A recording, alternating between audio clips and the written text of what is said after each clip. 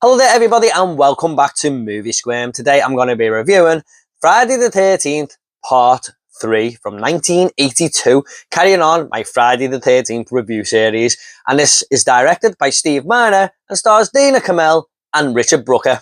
This tells the story of, once again, a group of camp counselors who encounter the murderous Jason, this time wearing his iconic hockey mask. Now, although the Friday the 13th series wasn't really one that I used to rewatch constantly as a kid, it was more Halloween, Child's Play, and Nightmare on Elm Street, I did own Friday the 13th and Friday the 13th Part 3 on VHS. So they're the two that I am most familiar with and that I used to give a watch to pretty much all the time. I mean, I nearly wore the VHS tape out of these two movies. And I've got to be honest, going back to this series, this was the one I was looking more forward to revisiting the most, because I have a lot of nostalgia for this film and I thought it might all come back here upon this rewatch, but also I wanted to see if it change much through more adult eyes. And just a heads up guys, there will be spoilers in this video. First off, let's just talk about that cool ass disco music that opens the opening credits.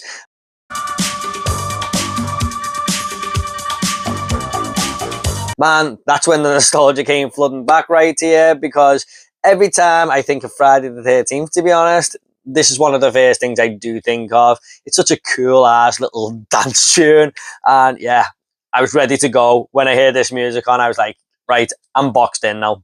Now, of course, this is a movie that uses the 3D gimmick. A few films in the cinema used to give you 3D glasses back in the day when they were attempting to do something like this. I did go and see one film, and it didn't really quite work out. I didn't quite get it. I was like, what was the point in this? It's not like the 3D glasses they give you now and the technology they use. It's kind of undeveloped. But you can definitely see what they are going for with this opening credits, with the cool ass music, with the names just trying to jump out the screen. And, it's just a nice little touch. But the 3D gimmick is so funny to watch here, especially by today's standards. I mean, it's just so obvious when they are trying to use this. There are like brush handles coming towards the camera and stuff, objects just moving towards the camera. There's a scene where a guy is flicking a yo-yo into this girl's face, but you see it from the girl's point of view, so the yo-yo is just coming towards the camera. Yeah, I mean, I love all that shit, and it's just so fun to spot when you revisit this film. And while I'm just talking about the start of the movie, I gotta say, the opening scene really does feel out of place, even though I think it's one of the best scenes in the entire film. It's just strange that Jason goes to this random sort of store that this couple own, who are bickering with one another back and forth. I mean, the wife's always telling the husband off and he's just like doing everything he's told, but then sneaking stuff behind their back, like he's meant to be on a diet, and he's sneaking food behind the back. I mean, he's eating everything in the store. I mean, he even eats some fish food at one point and then realizes what's in it and starts spitting it out and stuff. Yeah, man, he goes to the toilet at one point and he's got like a bottle of whiskey or something under there and he's just drinking it while he's on the toilet. This guy can't stop. But it just feels out of place. Now, I know it's kind of on the way to the camp, because after the aftermath, these have been killed. We see our new camp counselors, or group of characters in the movie, go past that when they're on the way to the camp. So it's not too far away from the camp, I suppose. But yeah, it just feels all very off. But I do enjoy this scene, and I kind of wish this couple were in the movie more, because they were so fun to be around. But I gotta say, as a collective group of characters here, this is a step up from Friday the 13th Part 1 and 2. I don't think them characters really do much in their movies. Even Kevin Bacon, to an extent, he's just there, isn't he? And here, they are more entertaining to be around. Like, you got this romantic involved couple there who are bouncing off each other all the time and seem very happy and stuff. And, they're just happy little couple, I suppose, but they're nice to be around. And you got Vera, who's a decent little character thrown in there, who they're trying to set up with their friend called Shelley, who's going to be one of my favourite characters in the series so far. I mean, he's always playing pranks on people, and that can be the character who everyone usually hates in these movies, but I just think he's so fun. He's always pretending to be murdered and stuff, and when people come up to him, he grabs them. At least he's got something about him. And I really do love that line that he says, where he says, They've all gone skinny dipping down the lake, but I'm not skinny enough. Just kills me every single time. Don't move him. You creep. Oh my. Get up. I guess I fooled you, huh? Sure. I really like the little motorcycle gang that we get in here. I mean, they're pretty random.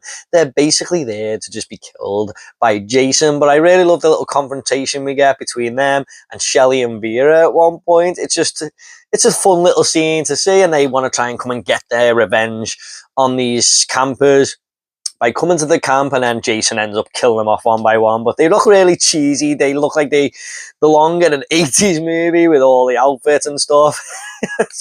Wacky bunch of characters right there that are randomly thrown in. But I've got to say, Chrissy is a great final girl. A massive step up from Alice and Ginny in the second movie. A lot of people love Ginny.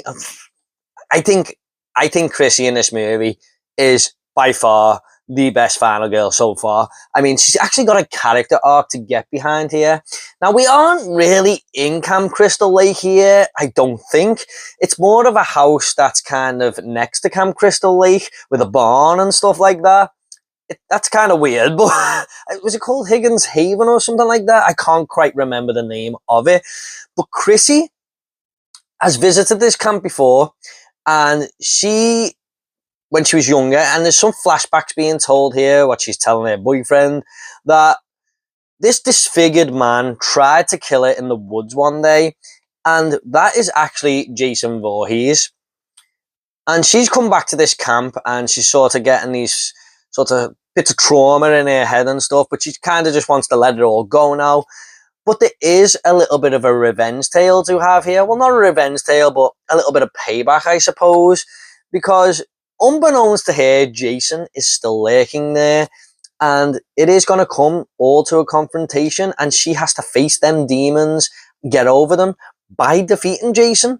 So yeah, a little bit of thought gone into the main character and the story there. And that scene, when we do see the flashbacks, is really quite creepy, I'm not going to lie, the way she's just like sitting in the woods and this weird disfigured man comes up to her. I mean, they film it quite creepily, I feel, but it works. And I gotta say, I actually may prefer this location a little bit to Camp Crystal Lake. I just love the barn. It's like Jason's little hideout there. He's always lurking there. There's always a few killings going on.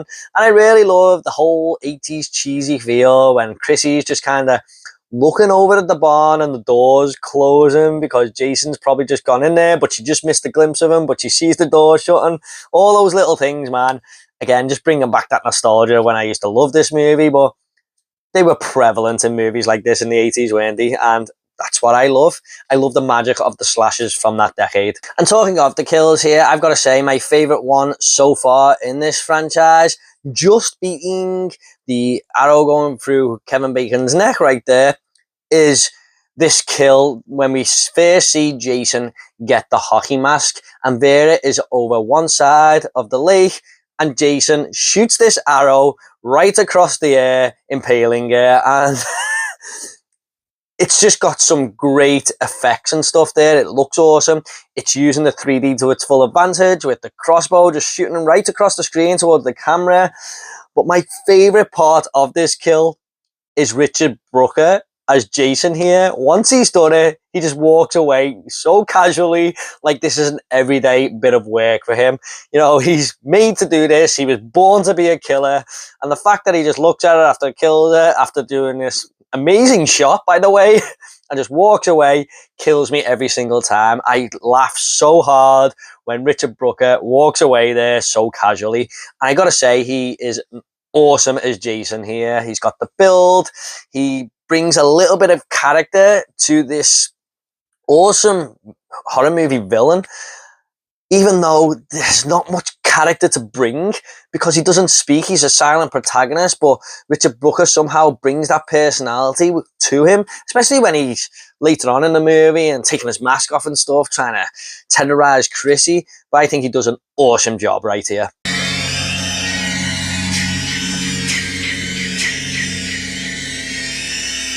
Also, the kill of Rick is a great one as well. Great use of practical effects here. I love how Jason just crushes his face and his eyeball pops out.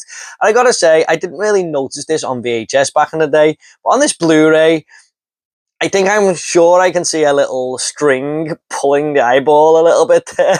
But again, they try and use it to the full 3D effect, which is awesome. But what's the deal with this character, man? He's like 20 years older than everyone else. It's just kind of weird, I suppose, but he doesn't quite work for me in this movie. Also, the guy walking around on his hands, I mean, what the fuck is the deal with that guy, man? I mean, he deserves to be killed, doesn't he, just for being such an annoying asshole, even though he's alright for the rest of the film. But I love the kill here with the point of view where he's walking upside down and he looks, and Jason is kind of in an upside down position on the camera, and I'm sure it's an axe, as it comes right through him there. So yeah, great kill. But again, just going back to that 80s cheese here, it's just filled in this movie and it totally works. One example again, which I absolutely love, is where the motorcycle gang come to the camp and Fox is swinging on a rope in and out of the barn, and one of her friend, I forgot the guy's name, but one of her gang members says, "Come on, Fox, stop messing around, get down here, we've got a job to do." And he looks up and she's swinging, and he looks down, does something, looks back up, and the rope's just swinging on its own. Because Fox has obviously been pulled in by Jason. Things like that, man. I absolutely live for that shit. But I gotta say, this movie has a great third act going for it. The cat and mouse game between Chrissy and Jason totally works, and this is where the movie definitely ramps up. It's my favourite part of the entire film. I know I love the opening stuff, but this last 20 minutes is great, and it just shows that Chrissy has got that's where her arc's coming in for her character. She's trying to overcome them demons by defeating Jason once and for all. And I really love how the Friday the 13th theme tune is just playing all the way throughout these moments. It just constantly is there, and it just sort of gets you involved in that third act. It slows down, it speeds up at all the right moments. The sound editing here was great. And I also love how there is no fucking around with Chrissy here, where we usually see in horror movies the old horror trope of knocking the killer down and walking away. Laurie Strode does it in Halloween 1978. Alice does it in the Friday the 13th, the first movie, where she whacks Mrs. Voorhees on the head.